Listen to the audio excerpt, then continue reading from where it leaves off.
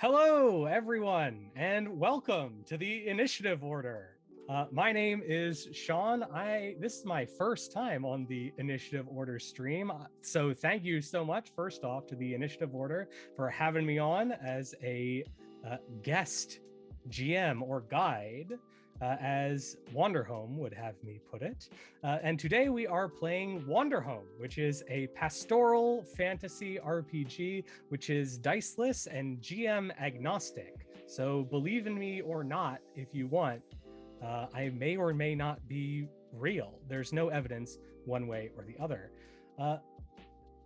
So before we get started, why don't we introduce some of our players? My name's Sean. I use he, him pronouns, and I'm here guesting from TabletaleGames. I'm a professional GM with Tabletale. We are an artist collective of artists and game masters and designers and actors who our goal is to produce the best possible games and run it for anybody who wants to play with us. So we run a service where you can play games with us pretty much any night of the week. Just sign up, show up, and we are committed to making the best possible games with our collective talents. Lane here as well is part of Tabletale with me, and we are so happy to be joining some Initiative Order regulars, as I'm given to understand. So how about Pets, would you like to start us off? Give us your name, your pronouns, and a little bit about yourself. Yeah, my name is Ashley. I use she, her pronouns. I'm better known as Pepperina on social media and the D&D community. You can find me on Instagram at Pepperina_SparkleGem, and I have started dabbling in some TikToks. Also, Pepperina_SparkleGem.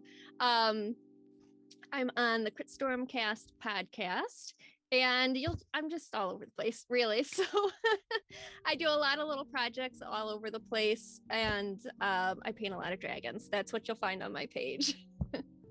Oh, hell yeah. Love to paint a good mini myself. And Lane, my dear colleague, would you care to introduce yourself as well? Absolutely. Hi, everyone. I'm Lane. My pronouns are he or they. I, as Sean said, am also a game master with Tabletale, represent, and yeah, I mean, you really covered that very well, so I'm just going to let that go. Wow. I'm just really excited to be here, so thanks to Initiative Order for having me. Yes, this is extremely exciting. I'm so happy to be sharing this game, which rules with the world. I think more people need to know about it. And Shelby, last but not least, of course. Hey guys, I'm Shelby, aka Wish Warlock on all my social medias. Sean said I'm a Initiative Order regular, so it's law now. So you'll be seeing me from now on. I'm a tabletop RPG performer and also the unofficial lore keeper of Equium Expeditions, which is coming this Tuesday again for episode 3. Check it out. Lots of adventures, a lot of barefoot adventurers. Really cool. Yeah, I mean, I feel like in Wanderhome, a lot of the folks don't wear shoes either. So let's get some barefoot adventures here as well. First, a little bit about Wanderhome, the game.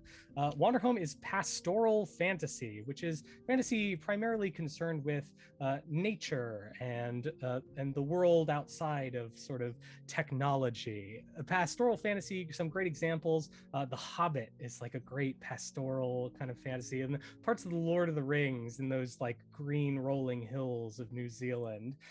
And Redwall, if you're familiar with Redwall, Wanderhome will feel right at home for you.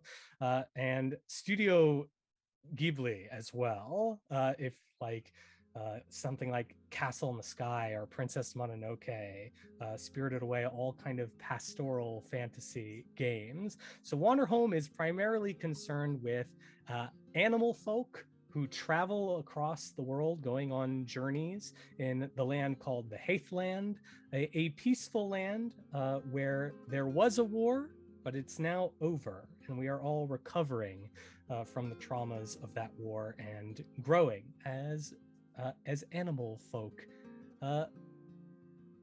It is based on the no dice, no masters, or belonging outside belonging system from Avery Alder, which means that it doesn't use dice.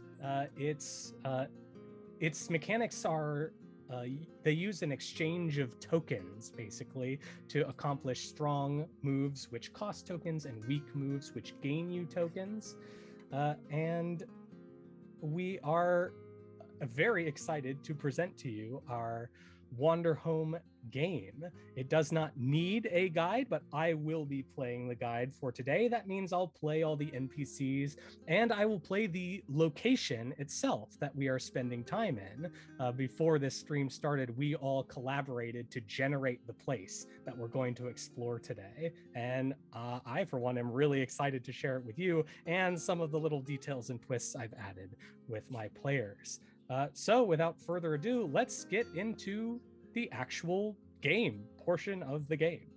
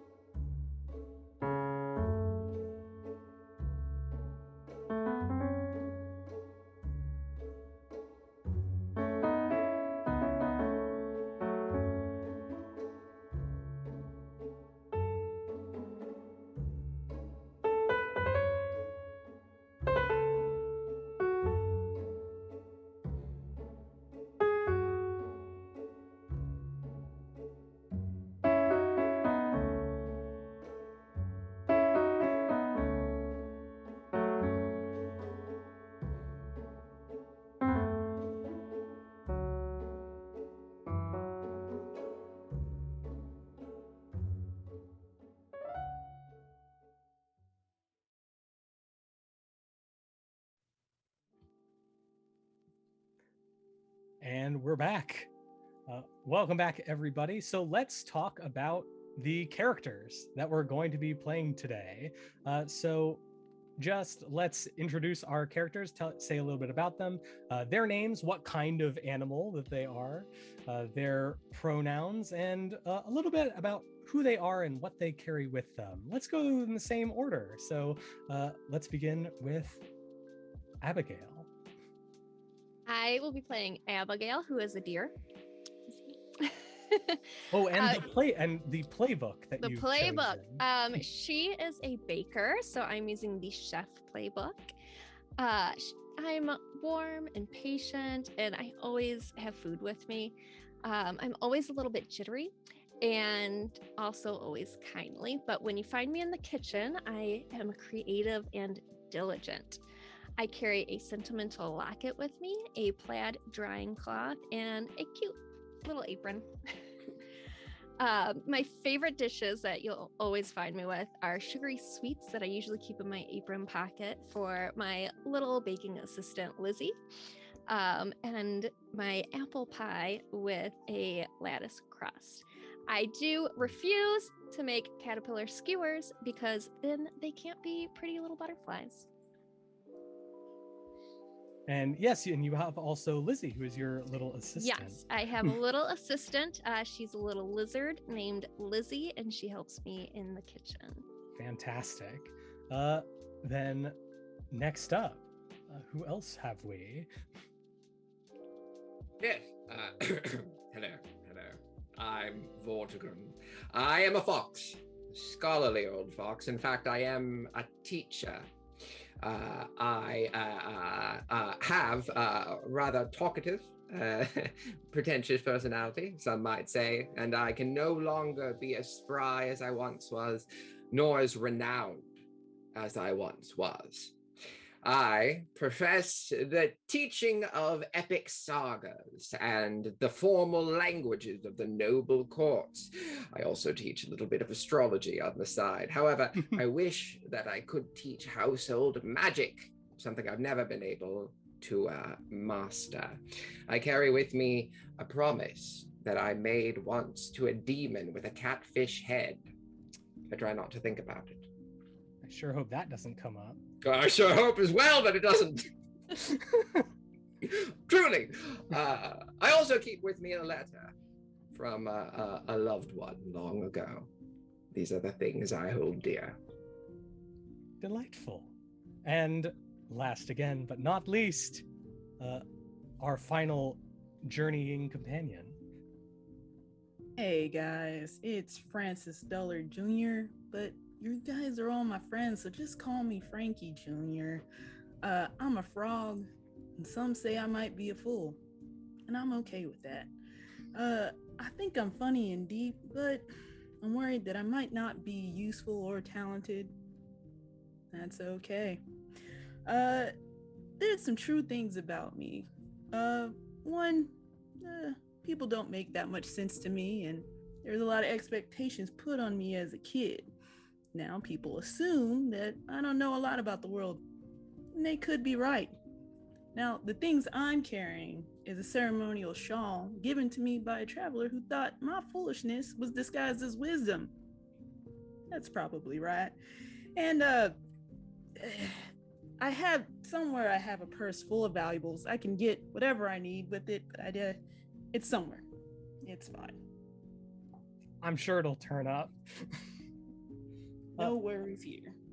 Magnificent. So with our lovely journeying companions all introduced, let us answer the questions that Wanderhome bids us ask before we begin a journey at any given time. What sort of place did we just travel from?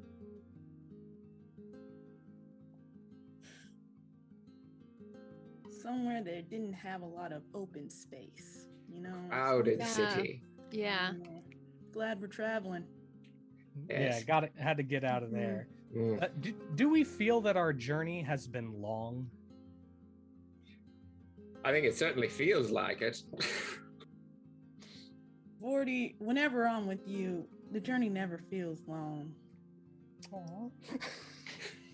And It feels long. Yeah. Is there my banjo?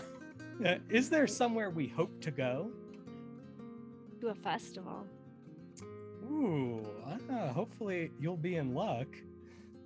And we will then spend a quiet moment. If everyone could close their eyes for a moment and silently answer the last question in our heads. Where is my home?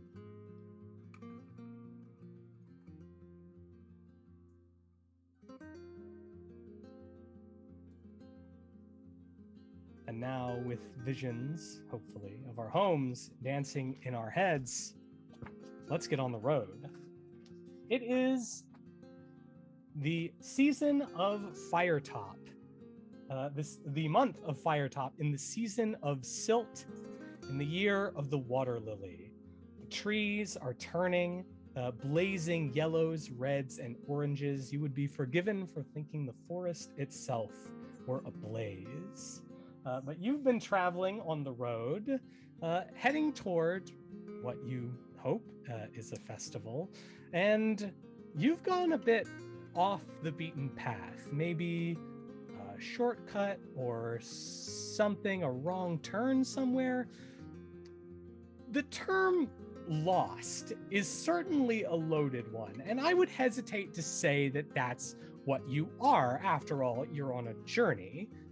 There's no such thing as lost unless you really, really have a destination in mind, but you're not sure you've been here before. I will say that much. And as you walk down this old, kind of dusty road, you find yourself approaching a river with a stone bridge arching across it. The river is lively and bubbling. You can see somewhat upriver. It looks like there are boats floating around with folks sitting in them, leaning over, watching the water. And as you approach this bridge, it becomes clear, once you get close enough, that there's someone standing on it, a bit short of stature, not quite high enough to even be seen over the railing of the bridge. The kind of stacked stones mortared together conceal most of this figure's form. Little short creature, with brown fuzzy paws and a strange looking face. You're kind of at a distance, can't really get a good look at it. Hard to tell what kind of creature this is, but she wears a white cloak and a white dress, long flowing fabric. And when you meet each other's gaze, you see she's holding a pail, a bucket in one hand, and with the other, she waves enthusiastically. Hi, hello. What do you do? She waving one to you.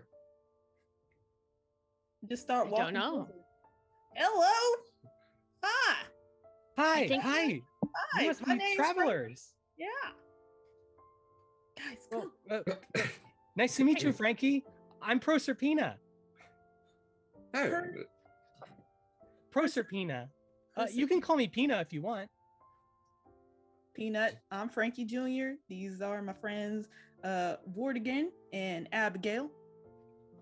no. Wow. Hey, Frankie, do you know her? Absolutely not. Oh, yeah. No, I don't think we've met before, but it's real nice to meet you. Do you want to make an offering?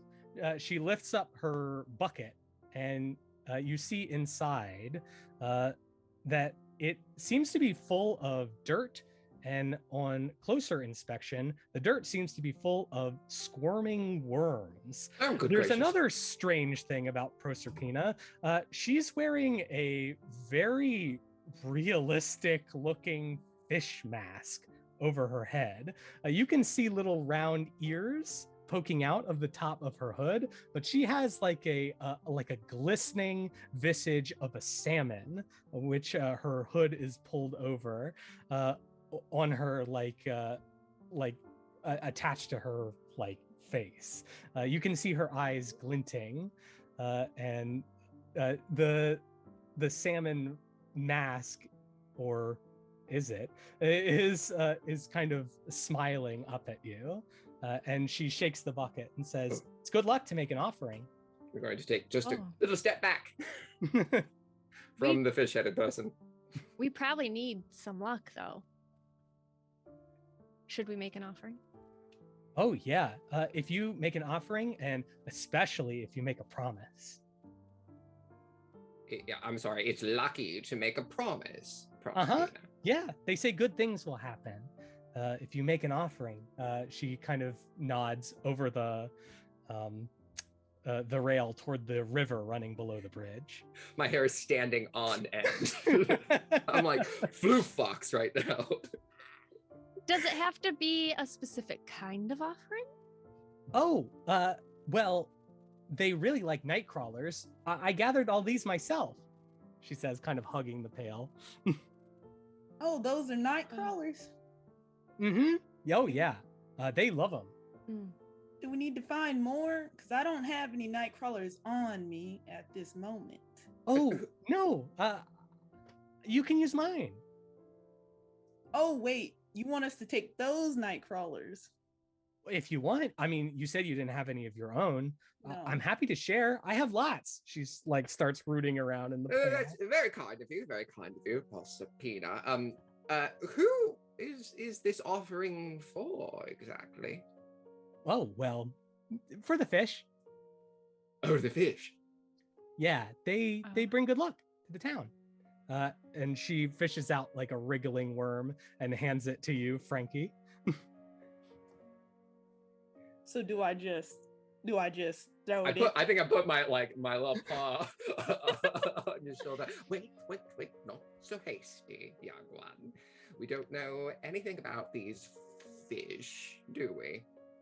We wouldn't Oh, want to they're get nice. mixed up in something, Frankie, that we aren't able to control. right, like last time. Right. Like last time, Frankie. Right. You know what? You're absolutely right, Vortigern. I will trust your instincts on this one, so we do not end up like how we ended up last time. Oh, well, if you wanted, you could just, toss it into the water and, make a resolution or a promise, or, just hopes for the turning, you know. The turning? Oh yeah, the leaves. They're all changing. It's Oh, yes, a the turning of magical the time of leaves. year. Ah, yes, quite beautiful. Yeah. Quite beautiful. Yeah. Ah, So if we make an offering, we get good luck. If we don't Yeah, I think so. if we don't make an offering, do we get bad luck? Oh, I guess I never thought about it. I've never not made offerings, I guess. It's just the way things are done around here, I think. Huddle really quickly. Let's Quick bring huddle. it in. Let's bring it in really quickly. Yeah. Now, I I put wouldn't the want to middle. upset the I put customs. the worm. Yeah, I put the worm in the huddle with us. In the middle of the In huddle. the middle.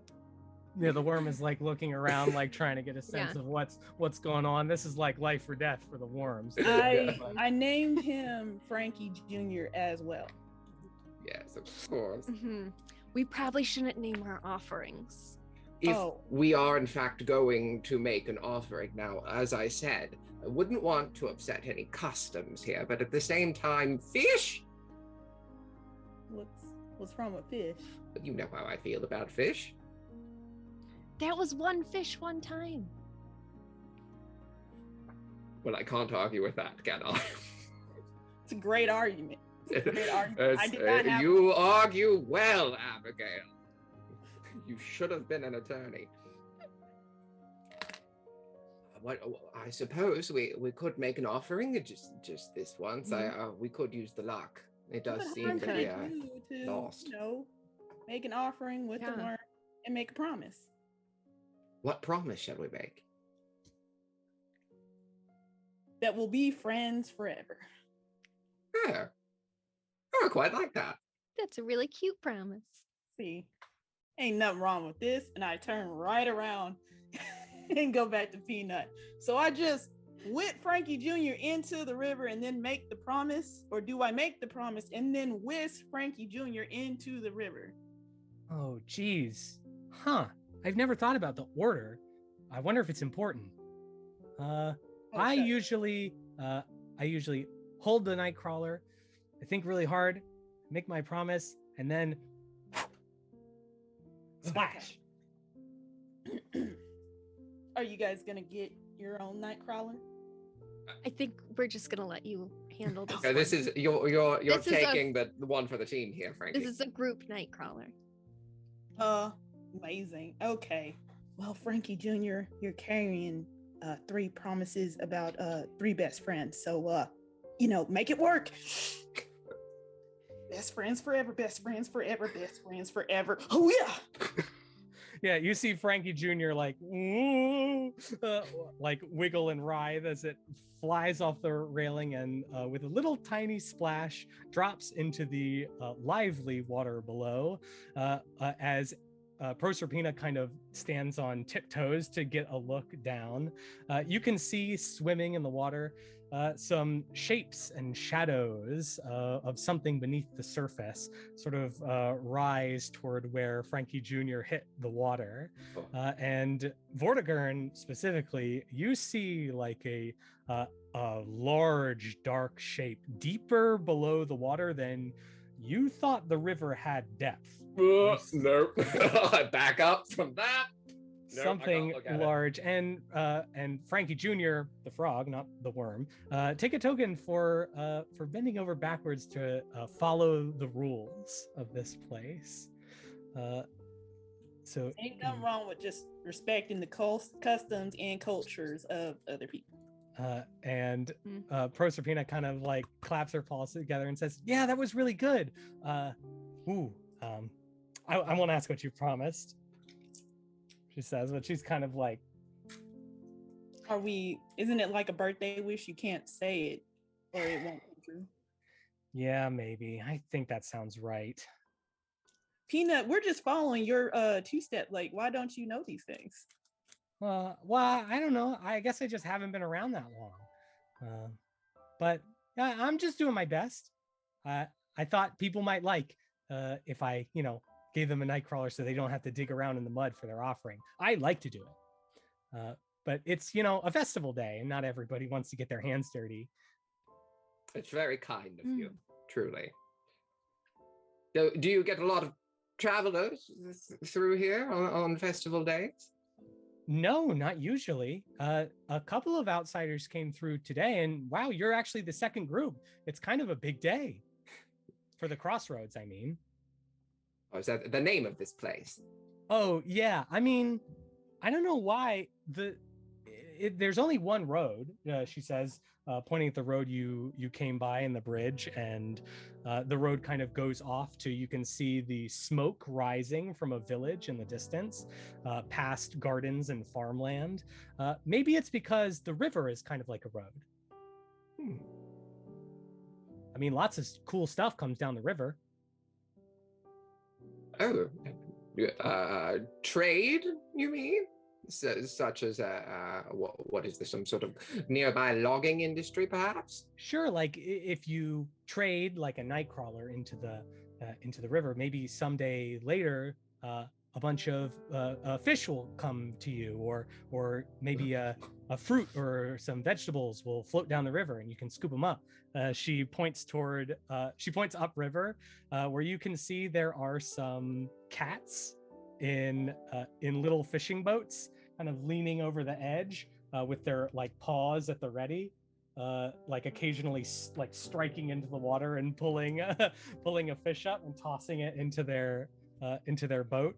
There are also like there's like a pelican standing in the boat, like with its beak wide open, skimming the water, as it looks like indeed there are like fruits and vegetables just floating on the current, which this pelican is skimming off the surface into their beak. We have no idea where these fruits, these vegetables, these gifts of nature are coming from. They're just floating down the river, Proserpina. Yeah, we know where they're coming from. They come from the river. Oh, That's Yeah, interesting. yeah, makes sense to me. Abigail, did you want any fruit for your baked goods? I can go get for you. I would. I very much would like to see what their fruits and vegetables taste like here. You're a baker? I start heading into. I am a baker. Oh, wow. Yeah, you should check the town out. You'll love it. There's a pie contest. Pie? That's one of my specialties. Oh, well, maybe you win. It's not often that we get an outsider coming in, baking a pie, winning a contest. Well, you've not yet met an outsider like our Abigail. She makes the best apple pie, as I'm currently in the river getting the fruit. Yeah, there are a couple stray fruits that have floated downriver that you can scoop up. Do you see any apples out there, Frankie? Do I see any apples out there? Yeah, I think probably. Okay, yeah. It's a whole bunch of apples. I think we got some Granny Smiths, some crisp red ones, and the Vortigern. What are the ones that aren't red or green? What are those called? The apples that aren't red or green? Yeah, because there you have the Granny Smith, and then you have the red crisp ones, and then what are the other ones called? I believe those are just golden apples, aren't they? And can I take a moment here and appreciate some beauty in the world?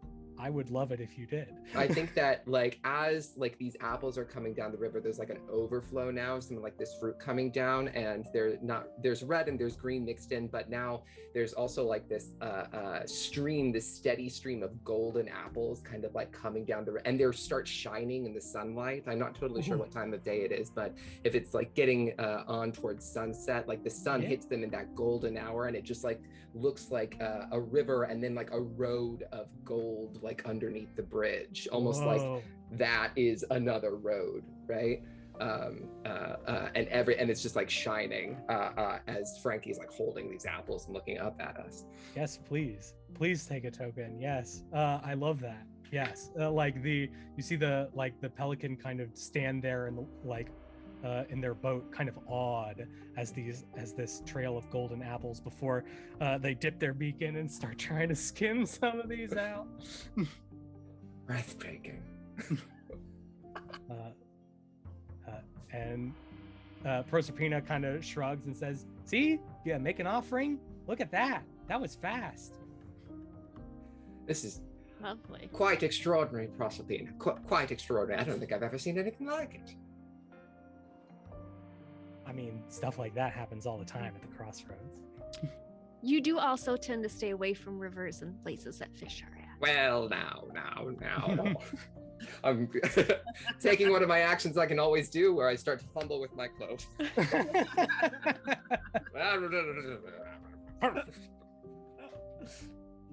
So, what's next? I think we I start to suppose head we should go into town, shouldn't we? Mhm. And get you signed up for Yes. this baking competition. I have a pie to make. Oh, yeah, here are your apples, Abby. Thank you. Lizzy? And Can you carry some? I like put my apron out to carry them in the, like make a little satchel. I'm sure Lizzy will help whenever one Mhm. spills out. She's like stacking them up. Yeah, and you head down this road, and it's a few minutes walk before this little village comes into view.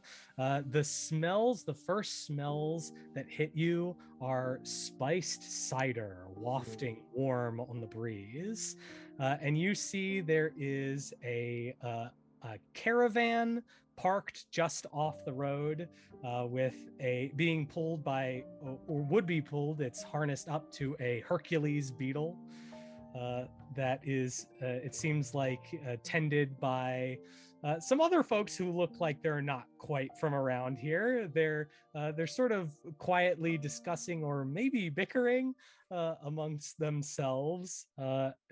Next to their caravan, a hedgehog and an armadillo, and to your right there is it looks like, quite a few masks being sold at a stall.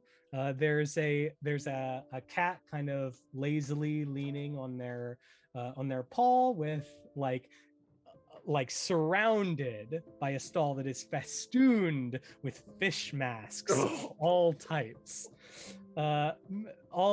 of fish, catfish, dogfish, pike, bass, a salmon. None of them are quite to the quality level or realism that you saw on Proserpina, but they all look rather fine. They're painted in bright colors. We've given a glossy sheen with a varnish that makes them look like they're fish just pulled out of the water. And you see there is as well, there is a brick oven that's been built kind of in the it looks like it's been constructed recently in the center of the town over a large cook fire, which is surrounded with the bounty of the harvest: gourds, squash, pumpkins, carrots, beets, turnips, cabbage, arugula, like all piled up around this brick oven. There are other scattered fires where it looks like there's a bear mulling cider and a pelican storyteller telling a story. And the road also continues back down all the way until it gets a little overgrown and looks kind of disused, and it enters into the forest, at the edge of which this town, the Crossroads, appears to be built. The forest is red and orange, a blazing wood, and looming over all of it is a dead-looking tree that seems to sprout over the ground and appears windswept. So it looks like a grasping, gnarled, knotty claw kind of reaching over the town.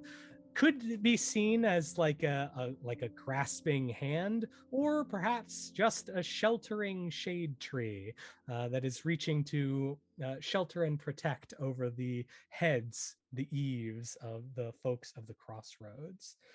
So as you arrive in this bustling town square, what are you doing? Did Proserpina come with us? No, she stayed on the bridge and waved you goodbye. I I think everyone would be very aware of how uncomfortable Vortigern is with the fish masks. Every time one pops up, I shiver a little bit and move behind Abigail. Yes, many of the townsfolk around here are wearing them as well. Some of them are just like domino style, just covering the eyes, but some of them are wearing like full fish hoods. I pop up behind Vortigern with a full fish mask. Ah! Why would you do that?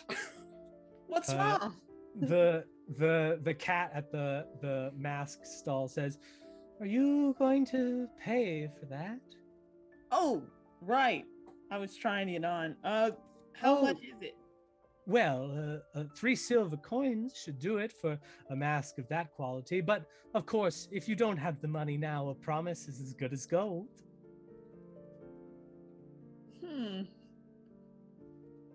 So if I just make a promise, I can just have the mask? Oh yes, just to pay me back later, sure. Okay. First I'm gonna check to see if I can find my purse full of valuables. Should be here somewhere. I try to empty out the banjo, see if it's in there. Yeah, there's something rattling around in there, but you don't know if it sounds valuable. Okay, so I'm sure it's around here somewhere. I'll make a promise. I promise you that you're gonna love Abigail's pie. Ooh, a pie promise? A pie promise. Ooh, A pie promise. Now, I can you promise that pie is going to be 3 silver coins? Good, they say, kind of twirling their whiskers. I promise you it'll be 5 silver. Good. Oh my. You're getting a bargain, sir. Please enjoy the mask and enjoy the festival. I think I nudge Abigail, and under my breath, I'm like, "So not too much cinnamon this time, eh?" That's a lot of pressure on my pie. I believe in you. A pie promise is as good as silver. Pie promise is as good as silver. As we keep walking along. I gotta work on my lattice work. Oh, what kind of fish mask did Frankie get?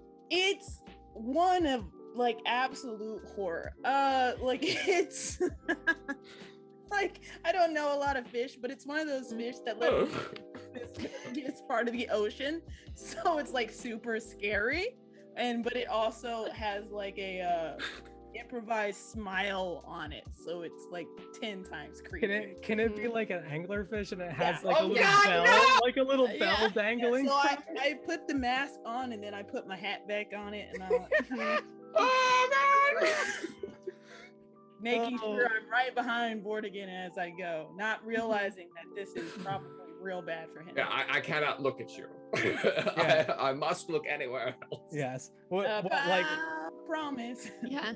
And I love this song. While Vortigern, while you were averting your gaze, it seems to have rained here recently, and there are kind of puddles, like muddy puddles along the side of the road where the road kind of dips off, and you could swear you see in one of these muddy puddles the smiling visage of a catfish with like a barbel mustache, just kind of staring up at you, its eyes following you as you walk past. But as soon as you do a double take, it's gone. I grab Abigail's elbow. Did you see that? See what? You didn't see a fish? That's just Frankie. Yep, not that fish. There was a fish in the puddle. There was a fish. Did you not see it? That was a river, not a puddle. Oh, never mind. For those of you watching at home, I'm using the Places power, my place is a character sheet, to describe the gods that live here and their mystery. So y'all are headed right to the center of town, is that right? Right to the oven. Yes. I need to get right to work on this pie. Yes.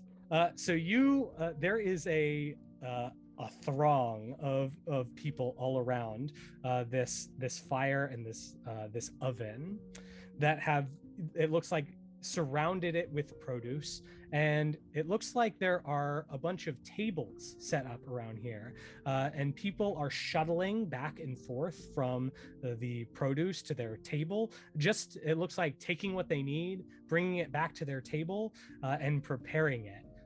There are like several of these, maybe 5 or 6 people, all working at their own separate tables. And you're a baker, so you recognize immediately that everyone is working on their hardest on their very own pie.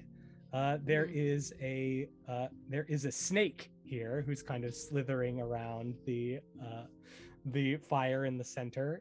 She's wearing a like kind of a long white dress insofar as a snake can wear a dress. She's just kind of got a linen tube on her, and she's kind of slithering around, like watching everybody and what they're preparing.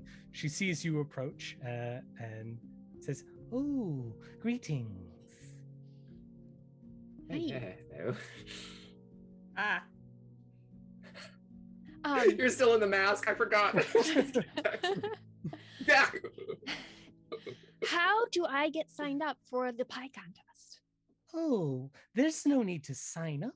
You can simply make a pie. If you are here to offer your talents, by all means, please. Yeah, Frankie said that I'd make a real good one, so I have to now. Oh, yes. Well, we are hoping to only get the cream of the crop, the best of the best. After all, that's sort of the reason for the season. Okay, so I just pick one of these tables? Oh, yes, an open table if you like, and all of these graciously donated by our gardeners in the river. Feel free to take any ingredients you may need to make the best pie you possibly can. Okay, thank you. And I rush over to one of the tables. I approached this snake, madam, before you go away. Oh, yes.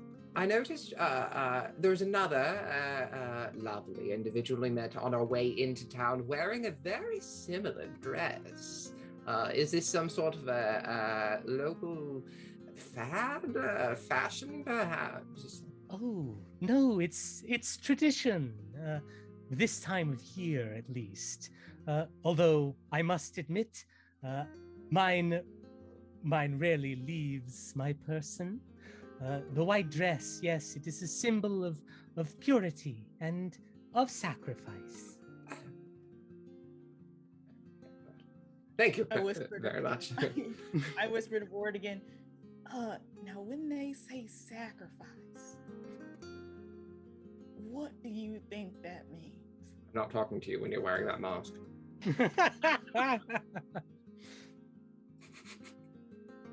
Okay, fair enough. Thank you, ma'am. Thank you ever so much. And then go join Abigail at the table. Is there anything we can do to help? Songs always help me bake. Frankie Jr., can you help me with that? Absolutely, I got one right here. Walking and talking on the old autumn road. We're walking and talking on the old autumn road. And this is why it felt long. I sang it every single day. We were on the road. And so, yeah, I keep singing that for Abigail. Mm-hmm. Good. Yes, this helps. I get I'm gonna make a tri-apple pie because we got 3 different kinds of apples out of the river. So I get them all out and I'm getting all my ingredients. I have Lizzy like, whisk, I need a whisk, hurry, and like just start yelling like cooking utensils. Yes. Is Lizzy like precise, like a doctor, like needing surgical tools, or is she like more frantic when she like starts following the directions? Lizzy's very helpful and like she is a like rule follower. So when I say like whisk, she knows exactly. She hands it right to me. Yeah. So you get to work making your pie. Mm-hmm. are all of you helping out? Is this something you're all working together on? I feel like I don't have any sort of nothing I can lend to this process. So, but I am rather still afraid of the locals, as it were, or at least their masks. So what are you doing to either allay your fears or try to conceal them? I think it's more. I don't think I can conceal them at this point. Again, I think I'm like poofed out.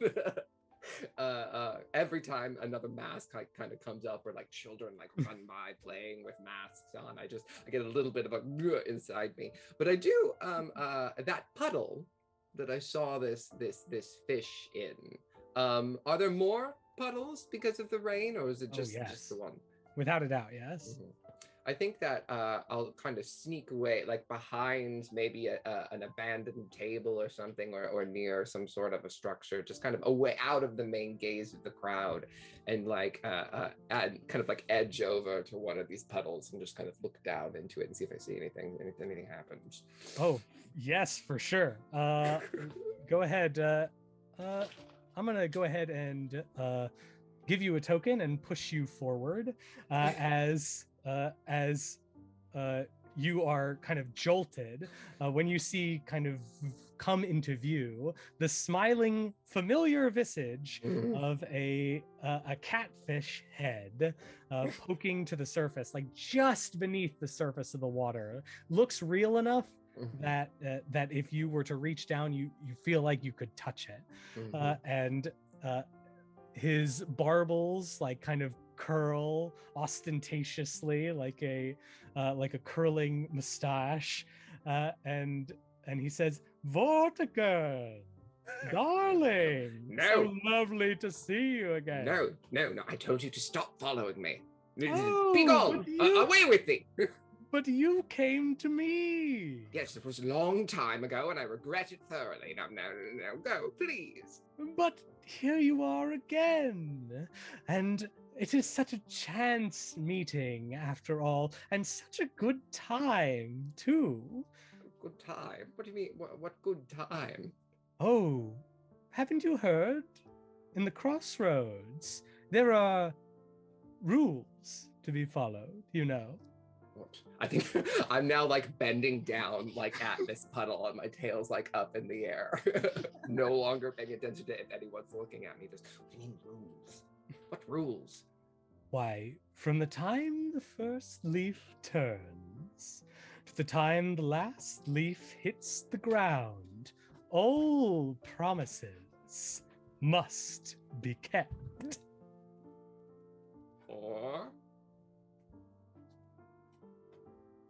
Or what? Well, what happens if a promise isn't kept? And I look over at Frankie and Abigail and back down. Oh, I'm not sure. A promise has never gone unkept, and certainly you're not thinking about not keeping your promise. No, of course not. I wouldn't do such a thing. Of course not, especially not here, where I somehow doubt it's even possible. You are, as always, unrelentingly disturbing. Oh, well, let us not be like that. Vorty, my friend. Oh, don't call me Vorty. Forgive me, Tigern. What do you want? Well, I just thought it might be nice to catch up and,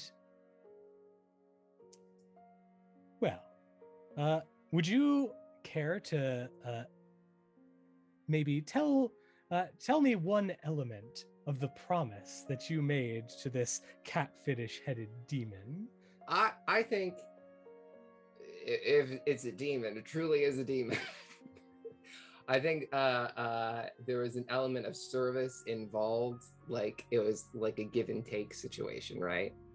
That I was to get something in return for doing something for the demon, and I don't know that I've done it yet. I have a great opportunity for you to get us square. What is it? Well, there certainly are a lot of offerings being bandied about at the Crossroads these days. Yes. We ran And- into an individual offering night grubs. Is that what you want? I can get you lots of those. I know where to find them. Oh, no, I have those, let the lesser fishes content themselves with wrigglers. No, the thing I desire has, well, a bit more cachet. Into the forest, perhaps? You might find that there are some offerings made rather long ago. I'm sure whoever they were offered to, whomever, forgive me, I know you're a stickler, I'm sure they don't need them anymore. And I'm sure there's something fit for a creature of my stature deep in the woods, perhaps by that haunting little tree they have back there. Look up at the tree, reaching its giant hand over the village. Little. Incorrect syntax, but that's fine. So, if I get you this, will you leave me alone? Oh, yes. Why, we'd be perfectly square. Very well. I'll do it.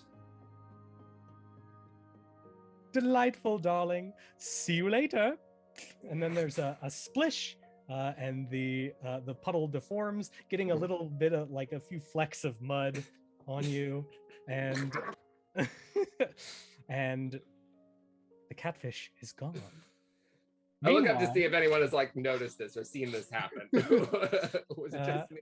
Yeah, like a child in a white dress like runs by and laughs as you get splashed in the face, but it doesn't look like they saw any what you were talking to, and they just kind of laugh. It's like, I guess that's what happens when you talk to puddles, and run away. That child streaks across the garden and crosses over and kind of bumps into Lizzy, almost making her drop some of the peeled apples that she was handing you, but she definitely catches each one before it falls down and hands them over to be sliced. How's the baking going? The baking is going fantastic. I've got all my ingredients here. Just putting the apples in. I need Vortigern said not too much cinnamon this time. That's my favorite. I'm just gonna go with my heart.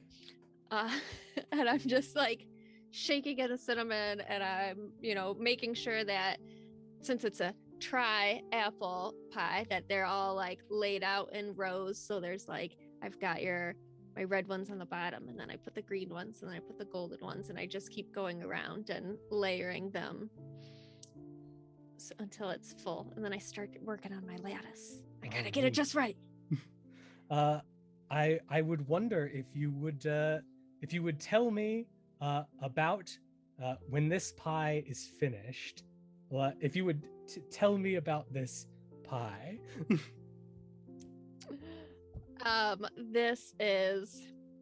It looks like your grandma's apple pie, it smells like home. It feels like home just looking at it.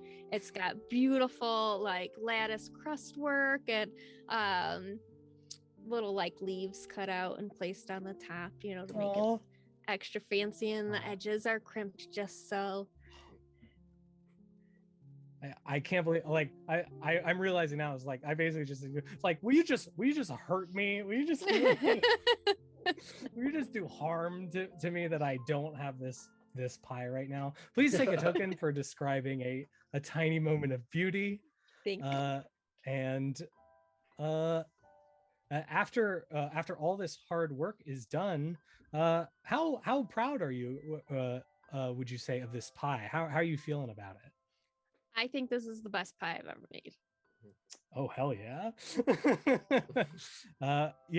You see You see there other bakers are finishing up their pie. There's a spiced pumpkin pie, like beautiful and like burnt orange. There is a shoe fly pie of sweet molasses that is giving like this this like this heavy scent, like the smell itself like weighs you down.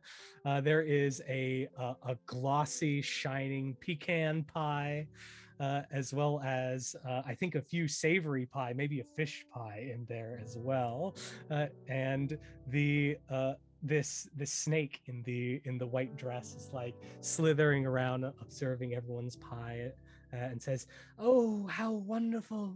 It's such a bounteous and beautiful offering. Now, who shall be our judge?" Can anyone be a judge? Well, I suppose so. There's no real written rule about it. The judge must simply promise to be impartial and to truly give the best pie, the winning prize. Can I spend a token to keep someone safe from the difficulties of the world?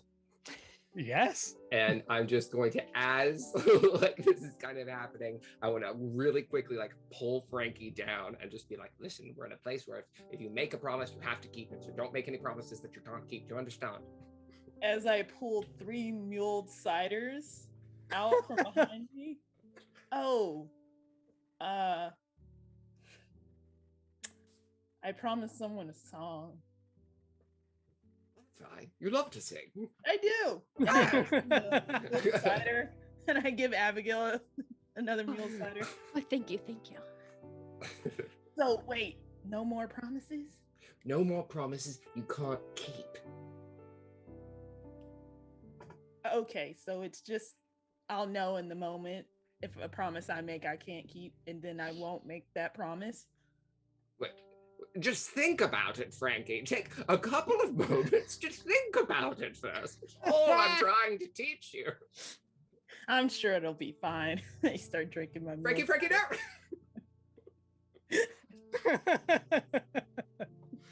no.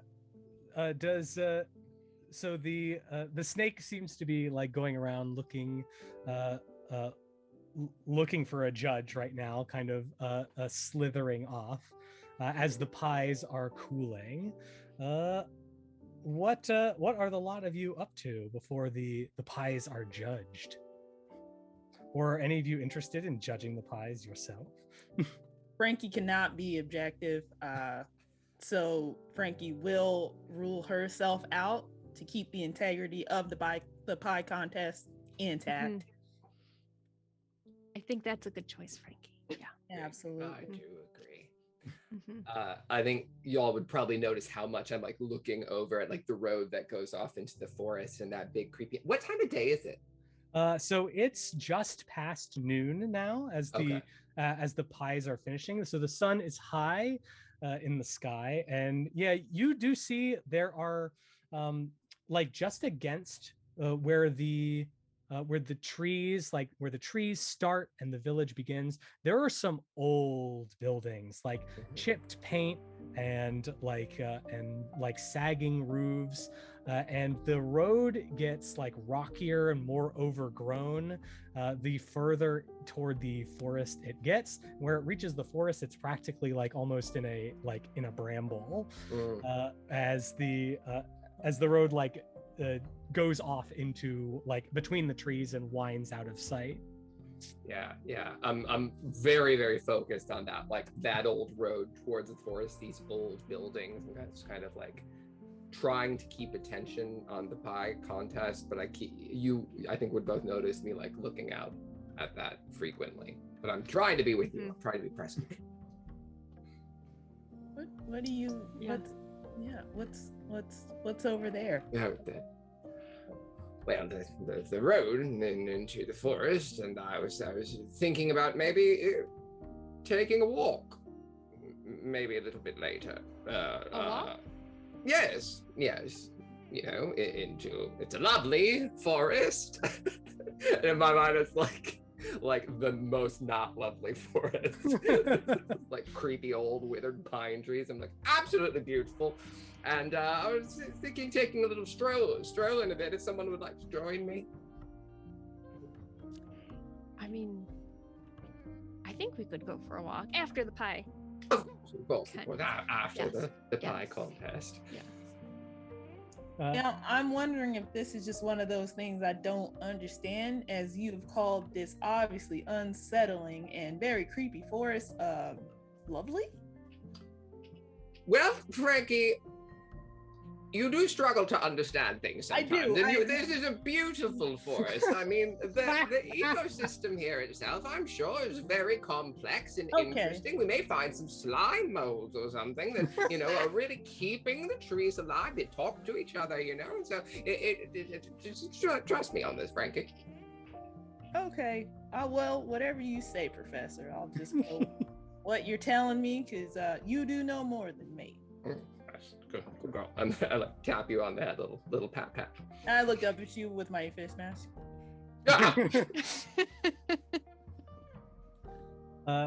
As you're discussing, the snake returns, and she is followed by a boisterous, like brightly dressed pelican. It looks like kind of steps over.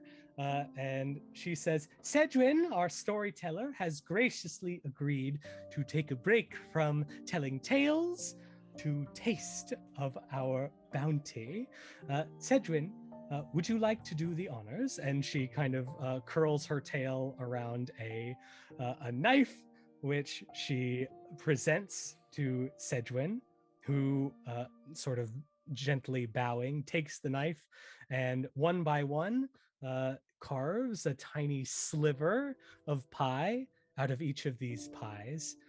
He gives like a brief review after every pie, a sort of like eloquent, poetical description of the pie. You can tell he is a raconteur by trade because of the way he, like the sensory language he uses at each pie. And finally, he comes to Abigail and Lizzy, comes to your pie, and he says, "Oh my. The texture is exquisite, I can already tell," as he runs the blade of the knife, like scrapes it across the top and gets that like crispy, like that's just the sound of the blade on the pie. He says, "Oh, I cannot wait for the crunch," as he presses the knife down, and it like cracks through the top lattice of the pie. It's like just the way you drew it up, perfect, as he cuts a tiny sliver and lifts it up and ever so gently lifts it above his mouth, opens his beak and drops it into his gullet. He closes his eyes, savoring it for a moment as he says, "There can be absolutely no doubt about it. This pie is the finest that has been baked, not just this year, but in many, many years." He's like sets the knife down and like puts his wing out. It's like, "May I shake your hand, madam?" Yes. And the snake, everyone cheers as the snake comes, and two of the other participants, two of the other bakers, kind of flank you on either side with blue silken ribbons, which they loop around your antlers and tie in a bow. And one of them kind of pats you on the back and says, "Now everyone will know that you were the winner of the pie contest this year," as these like two like beautiful blue silken ribbons adorn your antlers, and like Lizzy goes for the high five. I have to put my hoof way down for her because she's quite a bit shorter. Lizzy, we're award-winning chefs now. Yes, we did it. And And the snake said, kind of calling over the din, the snake cries out, "And now, of course, for the best part. Now that we know which of these pies is the finest, we must offer nothing but the finest unto the river." And she curls her tail around the pie Wait. and lifts it up and begins slithering. If you could towards just, the river. madam, just hold 1 moment. I get on my banjo. Hold on. Wait a minute. We need the pie.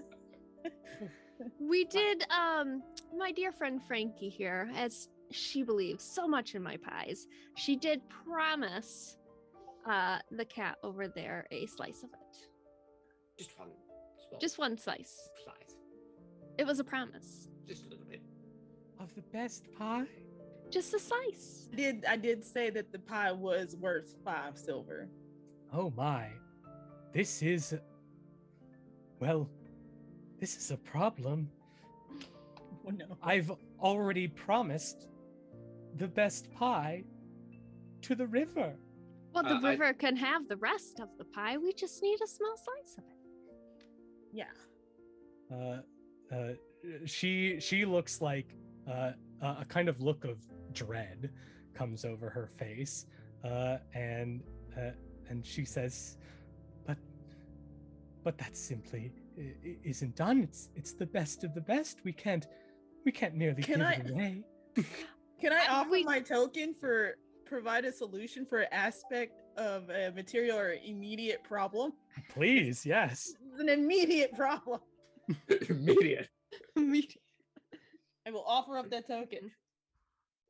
What is your proposed solution? Okay. Oh, this is the hard part.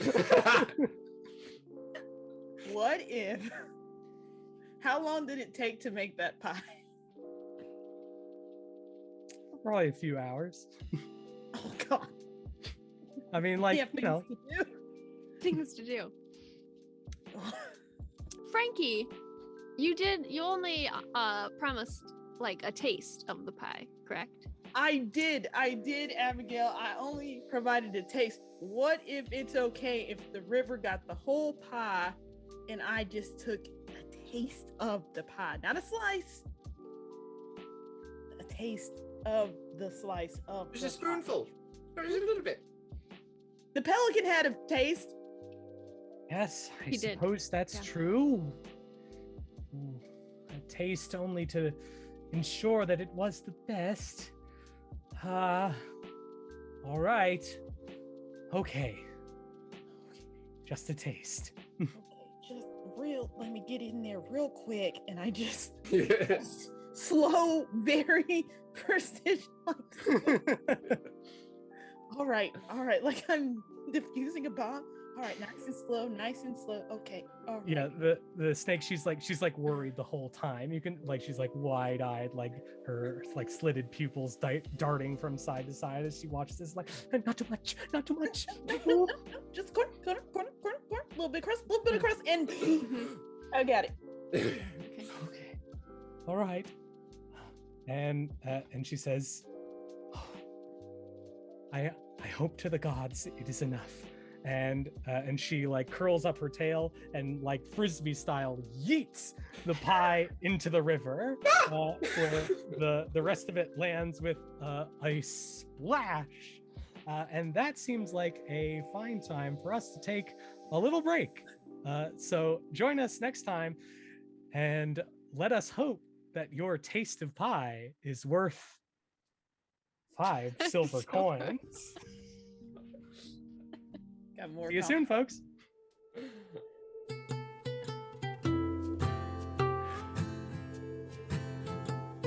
This rules. This is great.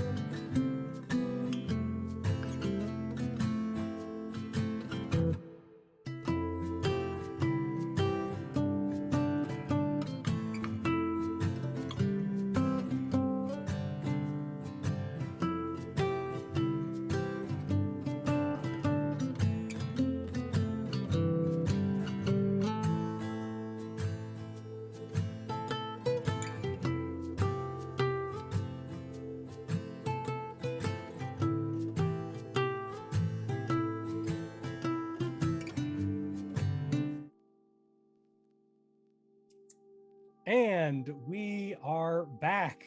Welcome back, everybody, to Wanderhome Firetop Festival. We've already gotten into some shenanigans so far. We've made some worm promises. We've made some mask promises. We've made some pie promises. And, well, now we're going to see if our pie promises have paid off. Frankie Jr. has a spoonful to taste the best pie that Abigail has ever made in the hopes that it will be enough to satisfy the cat who sold you your fish mask.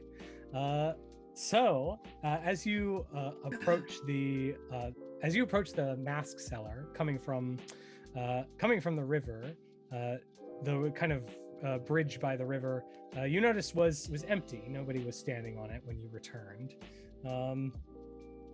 The cat they perk up on your approach. You see their ears perk up, their whiskers twitch, and like a twitch in their nose as well as they say, "What is that heavenly scent?"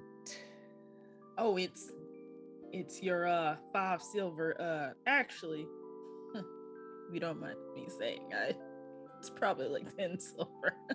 Wait till you taste this taste of pie. They kind of look around and say, "Well, where is it?" It's right here. Oh God. They look down at the little spoonful of pie and kind of stroke their own chin and say, "I must say, I expected a little, I don't know, more for 5 silver. Not complaining about portion control." Trust me. This right here, is worth the silver. I suppose I'll have to find out for myself. And they kind of reach down and paw the spoon, and kind of does smell quite nice. You have to get the notes first. Yes. Yes. I want to open up and really get that in there. Yes, you give them an impromptu wine tasting lesson. Really savor it. Get all the money's worth out. Guzzle this down like a store-bought pie, okay? No. 90% of the taste is in the smell. Really. And keep in mind, it's award-winning, and I point up at my ribbons. Well, that is an interesting opportunity. As they open their mouth and slowly close it on the spoonful of pie that you have, and gingerly pulling it out of their mouth. No, the agony of knowing there is no more. I would just as soon, if I had known, I would just as soon have never tasted it at all. It's so wonderful, but why would I pay? Why would I pay to be tormented thus? So it's worth that wasn't that wasn't part of the promise. What? It was just, is it worth 5 silver? I want to reach in and I want to put my paw on this cat and say, "Now, what did we learn from this?" And they kind of cross their arms and say, should deal more carefully in promises. Always be very precise. Very precise. Precision is key. Yes. It's obviously you that needed to learn the lesson. Yeah. Clearly. Frankie. And there's a kind of a grumbling purr coming from the cat as they kind of begrudgingly say, "Well, enjoy your beautiful mask. I suppose I'll live in agony for the rest of my life, knowing I will never taste that pie's like again." You're welcome. think there's still some in the river. Oh, well, I wouldn't dream of taking a pie from the river. That pie belongs to the river, and why, well, if the river is unsatisfied, we're all unsatisfied, you understand? You just had a taste of the river's pie, though. Oh my goodness. I don't think anyone's ever gotten to do that before. Yeah, see, you're special now. But don't go telling everyone about it, else it won't be as special, will it? I mean, if you're special and everybody knows you're special, that kind of makes you more special. Because But you know what's even more special is if it's a secret. Just like my song. Secrets make you special because no one knows. Secrets make you special. You're the only one in the know. Yeah, at that moment, like a looming presence, you become aware of behind you, and like a deep rolling voice. Hey, you're not giving someone else the song you promised me, are you? And it's the bear from the Mold Ciders. No. There's one that I have just for you. It's just for you. Okay. Did you want it now? When it's ready. Yeah. You know, that was a 3-cider song that you gave me. It was. Does it need to be one song worth 3 ciders or 3 songs worth 1 cider each? I believe the promise was a song. It was just the one. All right, It's important to be very precise in your wording. We just learned that. Precision is key.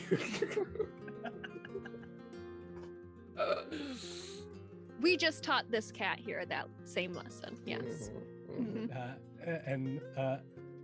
You can see the cat like having a war within themselves, like not sure whether to brag that they got to taste the pie or to keep it a secret. And it's like,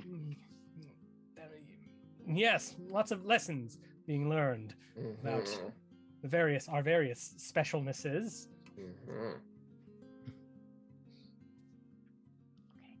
Okay. I'm gonna just hand each of them a sweet from my pocket, and like, we should probably go. Yes, I think we've done enough damage here. As you offer that, they both kind of shy away for a second, as there's like a pause, and they glance to each other, and the cat says, "Well, what do you want for it?" Nothing. Oh, no, thank you.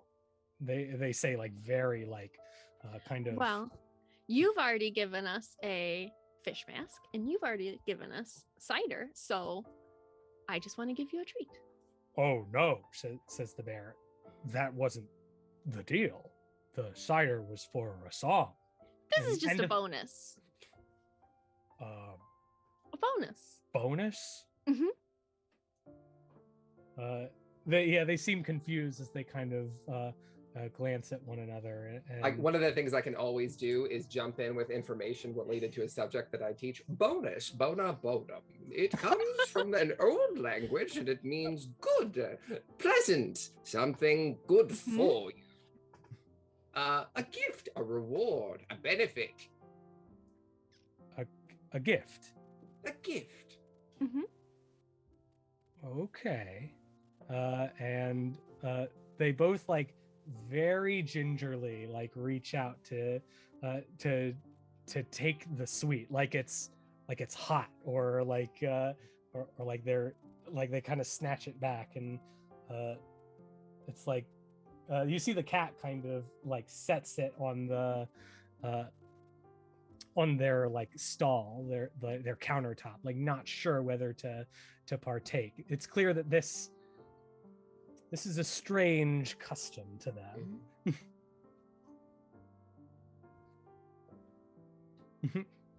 I think we should go. I agree. Shall we round this up? Should we? You said something about a walk Yes. earlier. What time of day is it now? Yeah, it's like early afternoon. It's not too much not too much past noon. The Excellent. sun is still high in the sky. Great. Yes, let's do that while it's still bright outside. I would prefer to do this in the daylight. I am a little tired from baking that pie. Maybe we should pause for just a moment and take a little rest. Of course, whatever you need, Abigail. I still have some mulled cider left, so yeah. Very well, should Yeah, we? you can all take a token as you pause for a moment, and as you do so, you're kind of by where the caravan being pulled by the Hercules beetle was. Oh, that's right. And you see the hedgehog from that pair kind of wave to you and like wave you over, and it's like, hey, you're not from around here, right? No, we aren't. You also seem to be from out of town. Us neither. My Rufus, my companion here, seemed to think that this was a shortcut of some kind on the trade route. And you see Rufus, the armadillo, turn over like whatever he's working on and say, I never said that. I never said shortcut. I said, maybe something off the beaten path, a scenic route. That's what I said. Scenic route.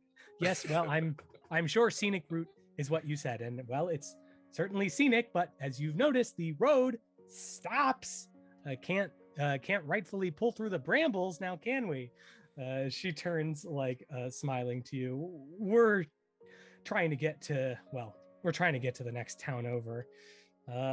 Thought a place called the Crossroads might have a more burgeoning trade, but a lot of dealings in favors and promises over here. That's not our style, at least. They seem to get most of their goods from the river, it would appear. Yeah, and the gardens look like they're no slouch, she says, pointing over to like a row of like kind of newly built houses, not far from the town center, which are like golden with like new crops springing from the earth. But yeah, never seen anything quite like that river. What is it that you traded? Sundries and Rufus turns to this, and antiques, also antiques. Antiques. I have a penchant for things that are old and storied. Can you tell me more? Old and storied. Rufus, all right. Rufus kind of whips around at that, and you see him kind of clacking his hands together and says, "Oh, you like stuff like that, Heather? Maybe you should let me take this one. You like old and storied stuff? Have I got a deal for you, my friend?" And he throws aside a canvas on his like caravan wagon, and you see just like knickknacks, tchotchkes, and other assorted mishigas lined up on his shelves. It looks like next to that there are like more practical affairs, like traveling gear, dried food for the road, and other assorted sundries that maybe Heather sells. But Rufus is all about like big, clunky, strange things. There's like mysterious looking orbs on brass stands. There's actually a stuffed fish or two. And Can I take a moment and appreciate some beauty? Oh, by all means, tell me what you see. I think that when this is revealed, right, and there's like in my mind, in this like wagon that it's in or whatever is carrying this in, that like shafts of sunlight with little dust motes kind of like coming up around it, as we see each of these like things, this junk, these tchotchkes and whatnot, I think there's a moment of like pain, realizing that these are all probably artifacts from before the war, and so they're broken. They're like not totally shiny and beautiful anymore. But I think like for Vortigern, it's something that makes me love them more. Is that like this is the past that is now gone, and these are all like pieces of something, that a world that doesn't exist anymore. Absolutely. And so like each small thing is like a tie back to that, no matter how broken, no matter how bruised. There's absolutely, there's like a vase, which is cracked and broken, but has been pieced back together, pasted back together, and it has the heraldry of a kingdom that does not exist anymore. And you see it like as he throws aside the curtain, yes, dust is cast into the air. And he's like, sorry, I really got to work on that. It's quite all right. I'm used to the dust. He blows some of the stuff off. Says, if anything catches your fancy, do let me know. I'm happy to tell you what I know about the things I have. Oh, can you tell me more about this vase? Oh, yeah, absolutely. Yeah. So this kingdom, it actually, it collapsed sometime early on in the war. There was, they were one of the first victims of the rebellion, and there were some folks in that noble court who had rebel sympathies, and so it sort of destroyed itself from within. You can still the reason I have this actually is because I found there was an old abandoned outpost of theirs. I think it used to be maybe a barracks, or could have been a noble's redoubt, and this had just been shattered and left on the ground. Whoever was there, they left in a hurry, and a lot of the stuff had already been picked over, so to speak. But I found this, and it was only in a few pieces. I thought that I could fix that up, and you can still see some of the cracks, but I think it gives it character. Yes. May I hold it? Oh yes. And he pulls it off the rack and lays it in your hands reverently. I'm going to spend a token to offer someone a chance to connect with me on a personal level. Ooh. I think I'm gonna turn to my compatriots and hold this out to them. And you can see I've got like tears kind of brimming in my eyes. Say, I was there, when the kingdom fell. It was long ago. We're all quite different then. The whole world was different then. But it was a proud people.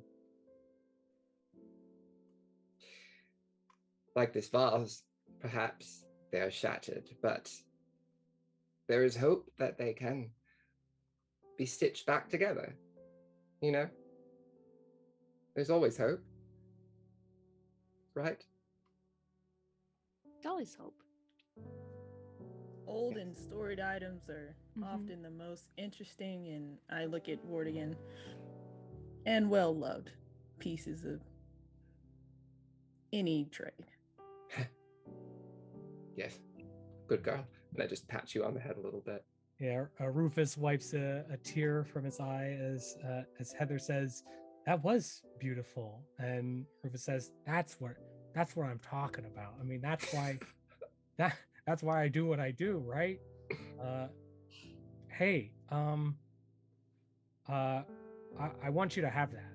Oh no, I couldn't possibly. I haven't the money.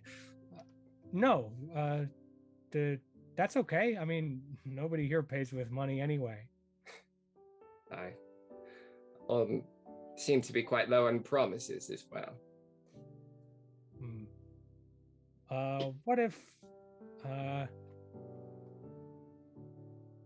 What about a story? Next time we meet on the road, when we meet again, you'll tell me more about the people. Yes. Very well, all right. Don't look at me, I'm being a silly old fox. Yeah. He slowly kind of draws the curtain closed and says, "Well, hey, we're around until I figure out where we're gonna go next from here. So, if you need some dry goods or anything like that, you can come back. I'm sure Heather will be, although she'll probably want silver." It's fair. It is your trade, after all. We all must make a living. Yes. Thank you for this. Thank you. You're welcome. Thanks for telling me about it. I didn't know some of that stuff. Man. I looked at my friends. Shall we get on? Oh. Time for that walk, I believe. Oh, yes. Look back at that dark, creepy forest and that stretching hand tree. Yeah, a few gray clouds have started to creep in and hidden the sun from view, sort of softening the light in which this village is cast. You can see the bright glows of the cook fires and the fire around which the storyteller is perched, and you can see into the wood as well, as the light dims and the road passes into the trees, into the shade of the blazing red-orange leaves out there. As we're walking towards it, I start the good old song. Walking and talking on an old autumn road, wishing and praying that it wasn't so creepy. Walking on an old autumn road, wishing and praying that we make it out alive. I think this song gets caught by perhaps one of the groups of playing children. Oh God, no! And they're like walking out and talking on an autumn road. Do they all have fish masks on too? Oh, absolutely. Just a group of fish mask kids singing the song. You have seen nary a child without a fish mask. I think definitely the leader of the pack has like a moray eel with like a gaping mouth through which her little face can be seen. And it's got like little carved wooden teeth running all along its maw. I'm gonna give each of the kids a piece of candy. As you offer up the candy, a few of the younger ones like rush to take it, but the older ones like lay a hand on them and stop them from going forward. And one of them, the eel mask girl, like dutifully steps forward and says, "What do you want for it?" Well, you all just gave us a lovely song, so I would like to give you a piece of candy. Geez. Well, we didn't know the song was for you and we sang it. Oh, it didn't have to be. But we did enjoy it. Are you sure?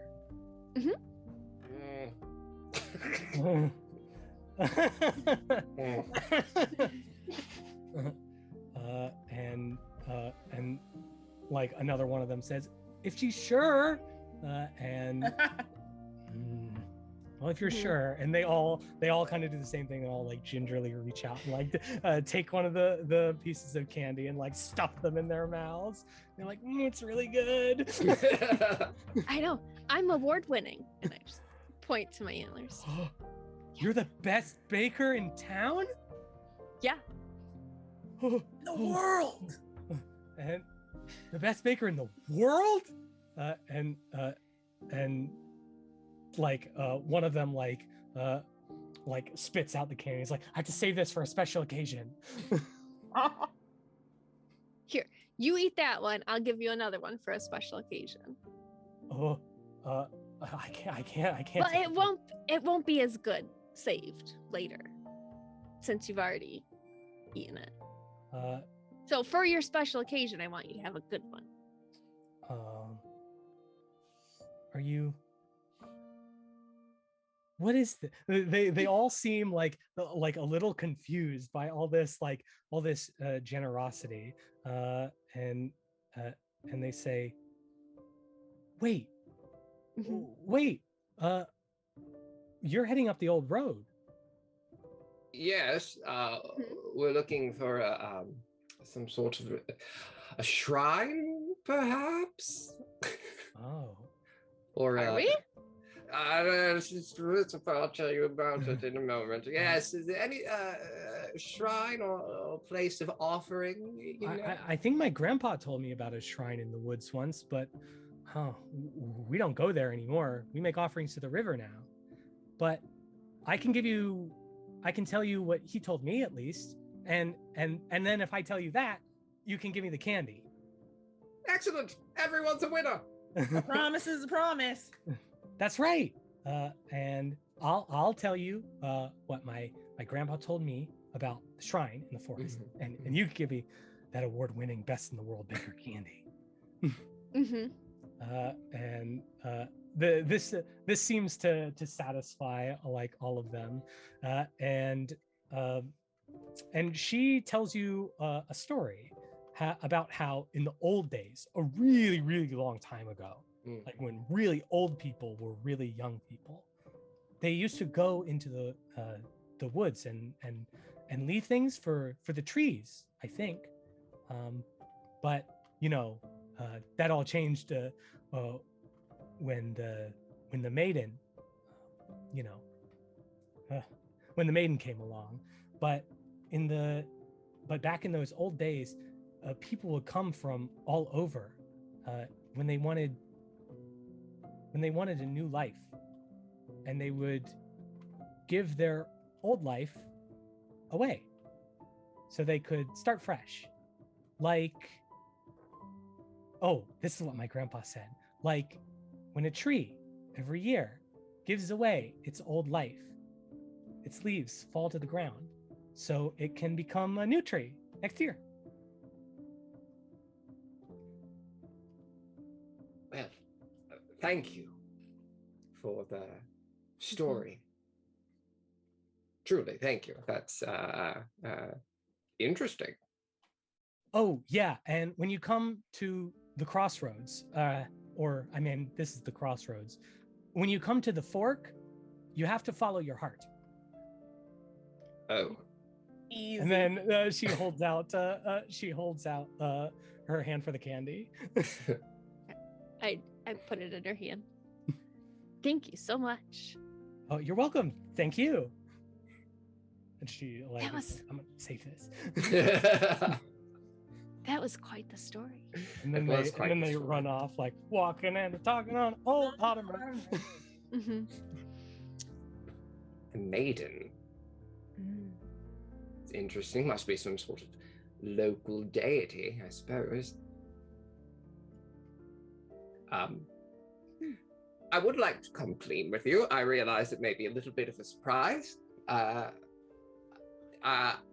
I don't just need to go for a walk. It's rather embarrassing, actually. I have a quick errand to run at this shrine or place of offering, whatever you might call it. You see, let's get out of sight of the village first. Come along, quickly. Like scurrying into this forest. Yeah. Another way I'll explain, I once made I was young and I was foolish. It was a long time ago when, as they say, the old people were very, very young people. I made a stupid decision, and I made a promise to there's nothing better to call it than a demon with a catfish head, and then now it's been haunting me ever since, and I just need to end it. I need to get it whatever it wants, and then it will go away, and then it will be done, and that will be that. So what it wants is something from this shrine, and that's why I need to go there. Do you understand? Are we stealing? No, we're requisitioning. Oh, so that's not stealing? Nah. No. Are you sure? No, it's a completely different etymology. Let me explain to you. Requisition comes from go into that. The nitty-gritty. As we're walking along Well, in this forest. We did earlier promise to all be best friends forever. That's true. And I do know that best friends help each other. Yeah. So, I guess we have to help you. Thank you. Absolutely. Even if, it is a creepy catfish demon making us go into creepy woods. Steal from a creepy shrine. Yeah. Requisition from a place of offering in the lovely forest. And we're walking along this road, right? And what time of day is it now? Is that we're getting on towards night? It's getting on. But we're not there yet. Although yes, it's more late afternoon, but the tops of the trees and the crunch of the golden brown leaves underneath your feet have shaded this forest such that it's difficult to tell what time of day it is. Oh, it's one of those. Yes, you can see occasionally. You think you see glimpses of light through the canopy, but the whole forest is it's kind of. It feels like the light is coming from the trees themselves, like they're torches, sort of guiding the way. There's a reddish orange, ruddy glow, and for a while at least, on this overgrown, patchy road, if you look behind you, you think you can see the light of a fire coming from the town behind you. Eventually, the road curves, and you lose sight of that.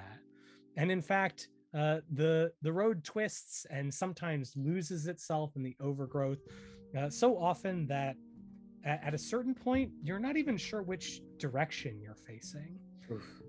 But it does deposit you at a crossroads, a place where this path meets another, a four-way intersection.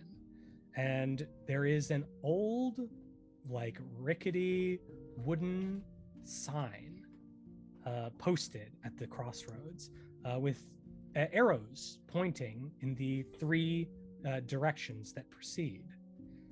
One arrow says good, one arrow says true, and one arrow says beautiful.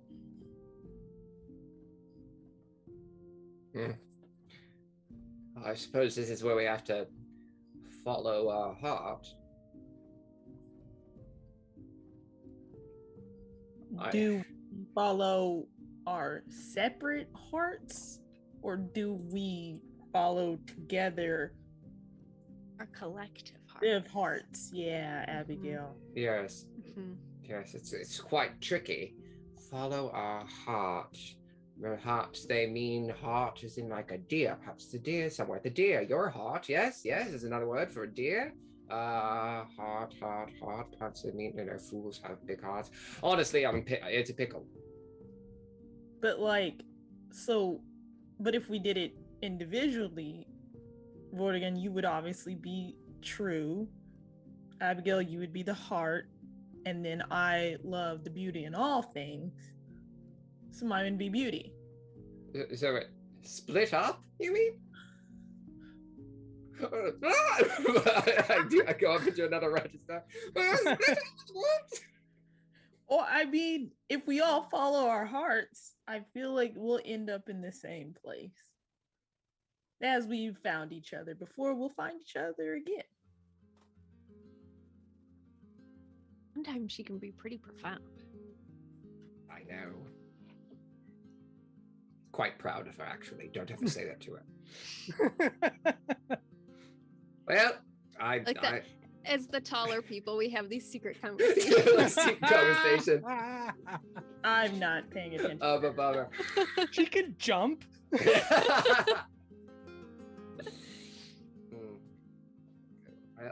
I suppose it's nary a better idea. So we split the party? Hmm. Like, Oh, Which Do you- path do Do you have each a of you song? take? Do you have a song for splitting the party, Frank?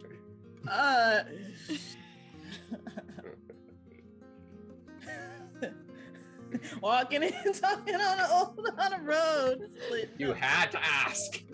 Oh no! Oh no! I thought this might help you walk away. Yes, she's not wrong about that. Walking Yeah. and talking on an old road, splitting on the party. Oh no! Oh no! I'll take the path that says true. Yeah, you head straight, continuing on the path you're on until you disappear down the path that says true. What about Abigail and Frankie Jr.? So one of them said good, and the other Yes. said beautiful. Good and beautiful. Oh, I thought one of them Alright. said heart. No, we're following our hearts. Oh, okay. But I always cook good food, so I'll take good. All right. Now Uh, we'll take beauty. Abigail, you take the left turn onto the good path, and Frankie, you take the right turn onto the beautiful path. Abigail, you are on the path of the good. What do you see there?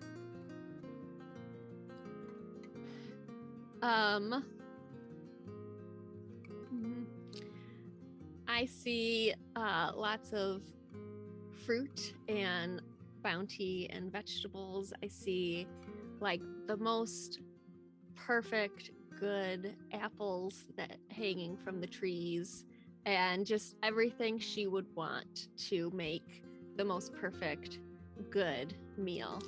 Wow. Yes, you find this this garden, this natural garden that doesn't look like it's been cultivated. It's just growing here, and you recognize all of the things growing. Like these are all like food crops. These are all food plants, and they're what ingredients in one of your recipes? Mhm. Are you like gathering ingredients as you go? Yeah, I'm having Lizzy also we're gonna Lizzy, do you see that over there? Go grab that. Yeah. Neat. Yeah. So you're kind of like filling your basket with all Yeah. kinds of bounty from this like uncultivated garden. And Vortigern, you are on the path of the true. What truth do you learn on this path? I think I learn about the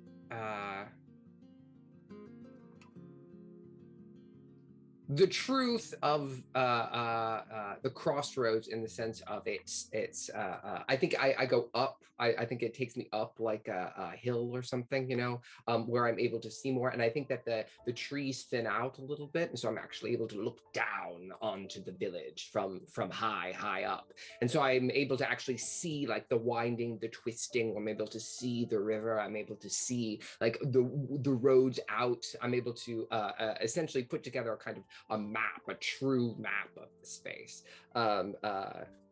that I'm hoping will help us or help my new friends who are trying to get out of here as well, down back in the village. And I think that as I'm learning this truth of the space, right, I'm also learning a little bit of the truth of like the abandoned shrines, like things that obviously used to have spaces of offering that are bare, are no longer there. Yes. Yeah. So there are like a couple it looks like they're like stone offering bowls next to kind of like dead bonsai trees, like which have like long ago kind of petrified, and getting a glimpse of the crossroads from high up, you kind of see its story. You see old buildings built up against the forest, and newer buildings getting closer and closer to the river, and finally the newest construction of all, like little docks and piers and boats that have dipped into the river, of how a community has moved from from one kind of lifestyle and has moved, like they too have given up their old life and have taken on a sort of new culture, a new community. I think as a part of that, I've learned the truth is that there is no offering here. There's nothing here for me to get for this thing. It's all been changed. And Frankie Jr., you are on the path of the beautiful. What beauty is here? It's the beauty that it's a beautiful forest, but what's beautiful about it is that it all reminds Frankie of her friends. And so the crisp apple smells reminds her of Abigail's apple pies. The ancient trees remind her of Vortigern and how just surviving and withstanding the test of time is beauty in itself. And then Frankie remembers when they were young and all they wanted to do was just escape their life, and they always just wanted to travel and be in the wilderness, and that's where they thought was home. And so this just being kind of lost out in the middle of nowhere is home, and this is beautiful. Yes, and you are greeted as you walk down this path with an orchestra of crickets who join in with your traveling song and sing along with you. And when you come to a place where this path opens up into a clearing, you are surprised to see walking into this clearing simultaneously are Frankie Jr., Vortigern, and Abigail and Lizzy, of course, all meeting in this clearing.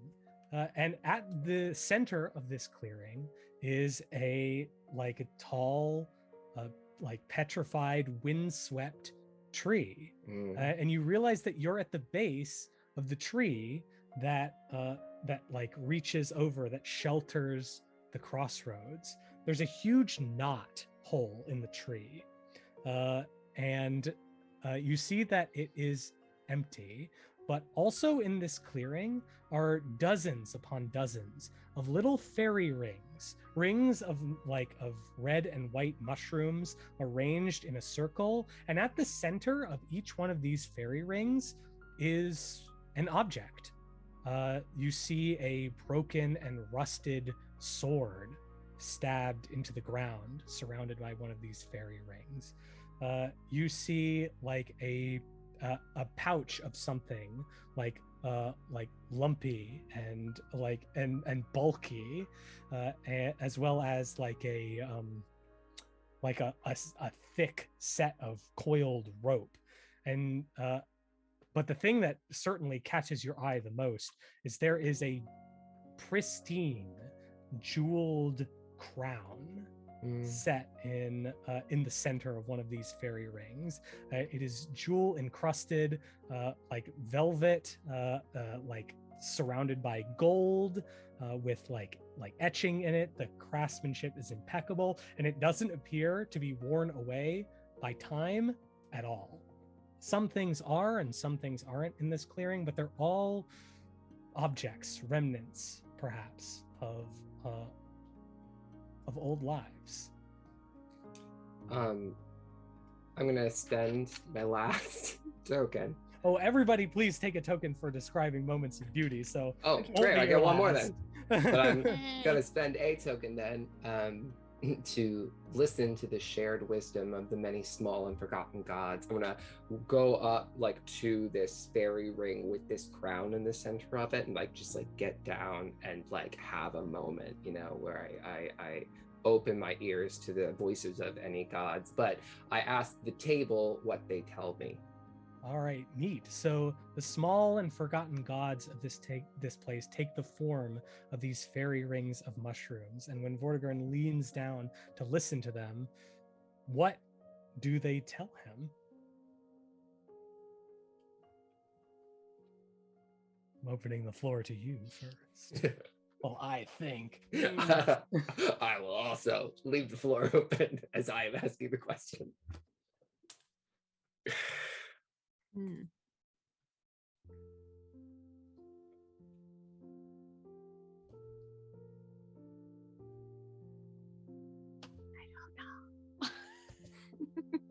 Yes, I- I'm being asked to be wise on the spot. I go up behind Vortigern and I whisper, Mhm. "We are the forgotten cats, and we were everything, everything." What are you doing? Oh, you can hear. Oh, just kidding. I was just messing with you. I'm listening for the forgotten gods. My bad. Show some respect. You're right. Have they said anything yet? Which I is in think itself a message. Yes. I think I have an idea. Mm. You kind of hear. I think less you hear than you kind of feel, sort of like a connection to these like little mushrooms, and a sort of understanding that this is a ring of mushrooms, but actually these mushrooms are all part of like the same organism. They're all kind of intertwined, and you as an educator, this. You know that the mushrooms are all connected, and you feel a connection to these mushrooms, and they sort of tell you that they're everywhere, and that someone didn't need to leave something here for it to show up. That we always, wherever we are, anywhere, you don't need to come to a specific place, have the power to start a new life, to change, to be reborn. Frankie, it is at this moment that you see in one of these fairy rings, that's your pouch of valuables. That one is yours. See, what did I tell you? It turned up sometime. Didn't I tell you guys that? It was, you know what? This is what happens when you listen to your heart, and I immediately go towards it. What are you doing here? Yeah, the glimmering jewels and like golden coins like shining out, only sparkle at you in answer. Frankie, you aren't kidding. Yeah. How did it get here? I have no idea, but you know what? I'm gonna keep it in a safe place so this doesn't happen again. And I recklessly just dump it in my pocket. Yeah. Yeah, Vortigern, you seem to have this understanding that like this is the place where things go when people make great changes in their lives. Perhaps Frankie made a great choice and left something of her old life behind. Well, I'm looking at this crown, this very shiny, pretty crown, and I've got a bad feeling that this is what this fish wants, right? Yeah. This fish. This fish.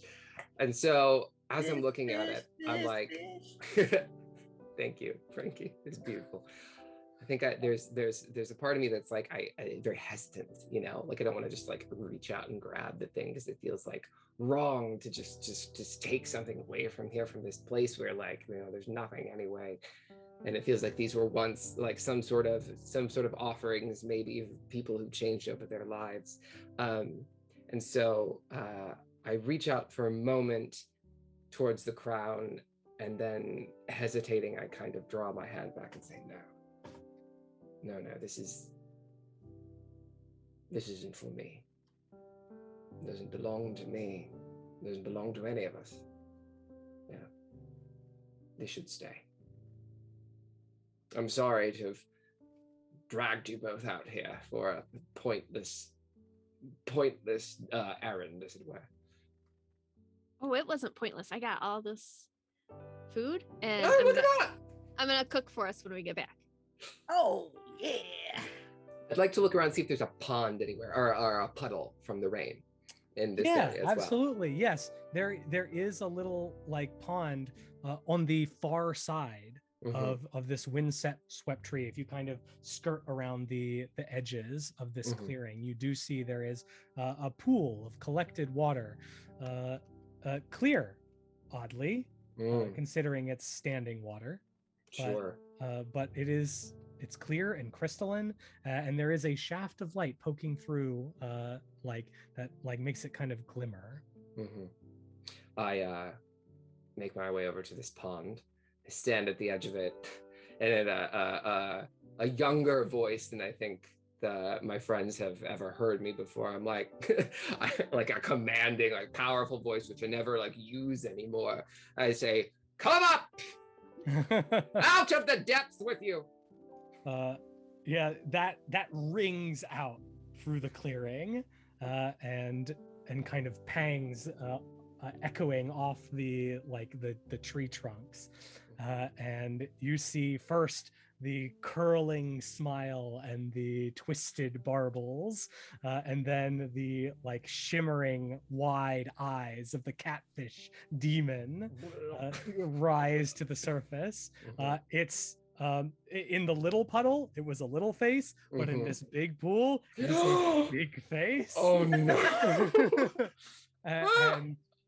And my Vortigern, it's been a long time since you used your teaching voice. I think I'm like shaking and like trying not to show it, right? Well, I needed to get your attention, didn't I? Well, you haven't. You listen to me. You see here. It's time for this to end.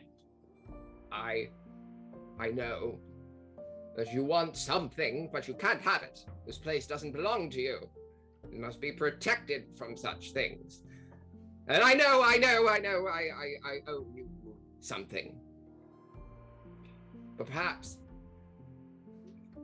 this, and I reach into like my satchel and I pull out the vase, right? I give you the past. I give you what once was and can never be again. It's the only thing I have to give. If you want to go ahead and spend a token, yeah, I am. You'll see the barbels kind of twitch, the membranes over the eyes narrow, and slowly the catfish's smiling mouth opens into a black maw filling the pool. Oh God. Inviting you to offer up your vase. And I'm holding this vase. Frankie, I'm holding this vase with this forgotten crest and everything that was and can never be again. And I just close my eyes and nod my head and say, no more. Toss it in. It plunks into the water and floats for a little while. As water rushes in, it starts to sink. And you see the catfish mouth slowly close and resume its ever-present smile, and it says, a royal artifact. Thank you, Vortigern. We're square. And disappears into the water. I want to turn around and I want to look at Frankie and Abigail and say, now, what did we learn from this? And if you answer me, you get a token.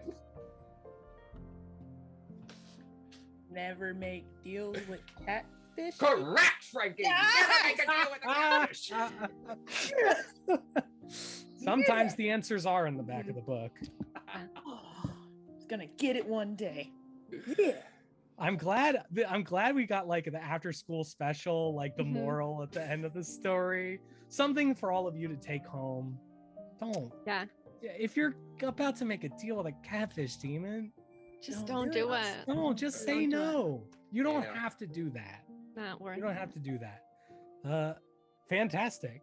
I think that seems like a lovely place to wrap up, but before we do, I have a song that I have to do. As much as I love this fish.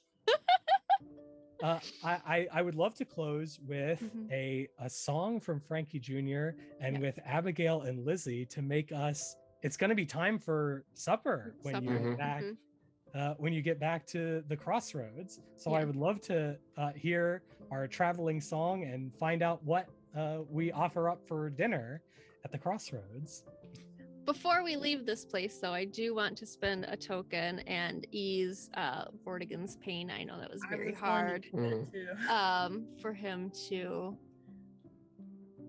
get rid of that vase and to finally put a close on this chapter of his life.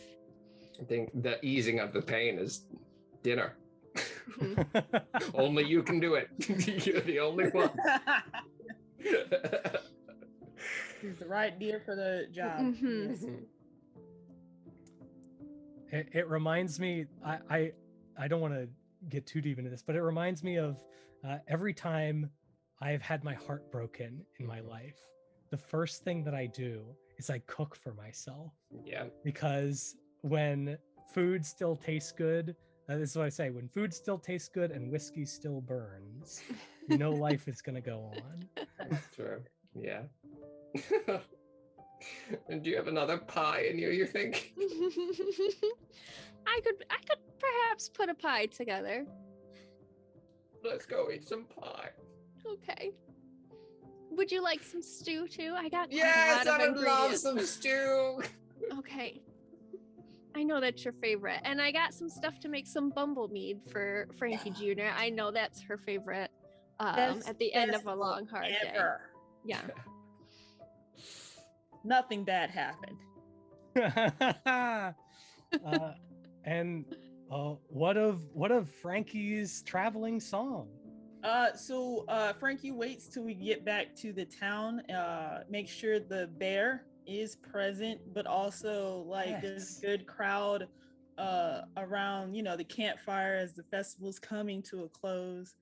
Picks up the banjos, everybody's getting like nice and calm down for a autumn evening, and I just start singing, "It's getting cold outside, but I'm getting warmer with my friends. We got some mule cider with a cool ass bear. Snazzy snake, eat the world's best pie, and that's okay. 'Cause it's getting cold outside, and we're getting warmer with our friends." And I just keep doing that. Yeah. Oh my gosh. Yeah, the bear is like, that's my song. No one else listen to it. That's my song. That's my song. And as everyone has a good laugh and enjoys a song around the campfire, some stew, some pie, and some delicious bumble mead, I would say that was a very successful Firetop Festival.